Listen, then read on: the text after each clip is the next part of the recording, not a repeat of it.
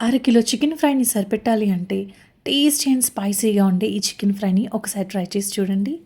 పెనంలో oil వేసుకుని oil heat అయిన తర్వాత 3 మీడియం సైజు ఉల్లిపాయలను ముక్కలు కట్ చేసి వేసుకుని ఇవి దూరగా వేగిన తర్వాత 2 పచ్చిమిర్చిని కూడా కట్ చేసి వేసుకోవాలి.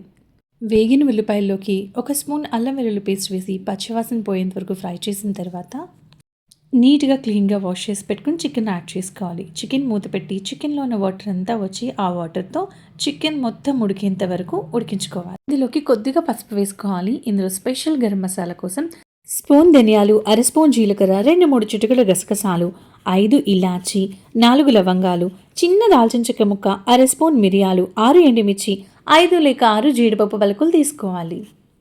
వీటిని అస్సలు మాడిపోకుండా దోరగా వేయించుకుని పొడి చేసుకుని పెట్టుకోవాలి. ఇప్పుడు మూత తీసి చూస్తే చికెన్ మొత్తం చికెన్లో ఉన్న నీటితో మెత్తగా ఉడికిపోయింది. అలా ఉడికిన తర్వాత మనం రెడీ చేసుకున్న గరం మసాలాని యాడ్ చేసుకోవాలి. గరం మసాలా అంతా చికెన్కి పట్టేలాగా మొత్తం మిక్స్ చేసుకోవాలి. ఆల్రెడీ స్టార్టింగ్లో నేను కొంచెం సాల్ట్ వేశాను, ఆ క్లిప్పింగ్ మిస్ అయింది. తర్వాత సాల్ట్ చూసి అడ్జస్ట్ చేసి వేసుకున్నాను.